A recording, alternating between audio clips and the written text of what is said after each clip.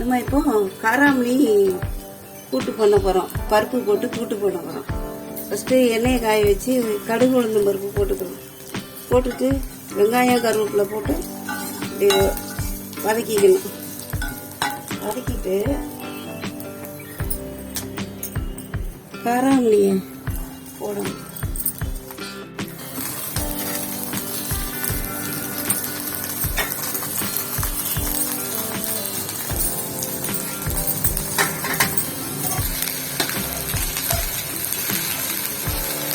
இப்போ வேக வச்ச பருப்பு கொஞ்சம் போட்டுக்கணும்.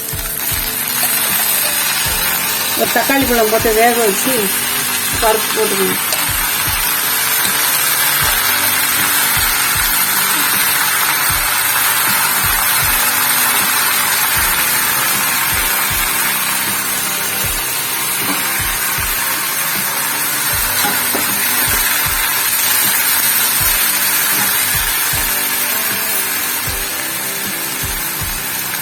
இப்போ மஞ்சத்தூள்,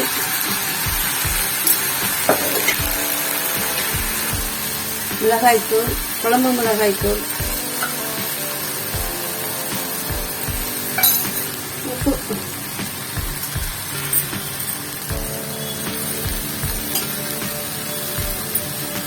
ஒரு அரை டம்ளர் தண்ணி ஊற்றிடுவோம்.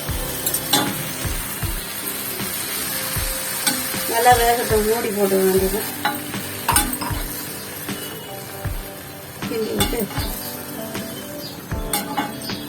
நல்லா வேகட்டும். வெந்தோடனே நம்ம தேங்காய் போட்டு இறக்கணும். சுவையான காராமணி கூட்டு. A few moments later. இப்போ நம்ம கூட்டு பாதி வெந்துருச்சு பாருங்க. பாதி வெந்துருச்சு காராமணி கூட்டு. இப்போ நம்ம தேங்காய் துருவி வச்சிருக்கோமே அதை போட்டுக்கிட்டோம்.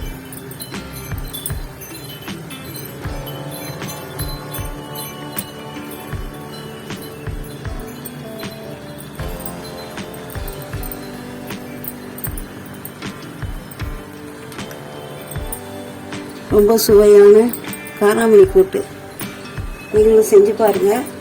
உங்களுக்கும் ரொம்ப பிடிக்கும் காராமணி கூட்டு. செஞ்சு பாருங்க. ரொம்ப ருசியா இருக்கும். பிடிச்சிருந்தா லைக் பண்ணுங்க, ஷேர் பண்ணுங்க, சப்ஸ்கிரைப் பண்ணுங்க. இப்போ நம்ம காராமணி ரெடி ஆயிடுச்சான்னு பார்க்கலாம். ஆமா, ரெடி ஆயிடுச்சு பாருங்க. இப்போ நல்லா அப்படியே கூட்டு. இது பூரி சப்பாத்தி கூட இது மாதிரி பண்ணிட்டு போட்டு சாப்பிட்டா சூப்பராக இருக்கும்.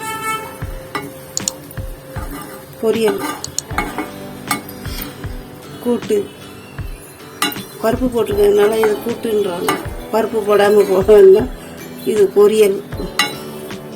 பேர் தான் வேற வேற, கொஞ்சம் கொஞ்சம் வித்தியாசம், அவ்வளோதான். சமையல்ன்றது பாருங்க எவ்வளோ அருமையாக இருக்கு. நீங்களும் செஞ்சு சாப்பிட்டு பாருங்க. ரொம்ப நல்லா இருக்கும்.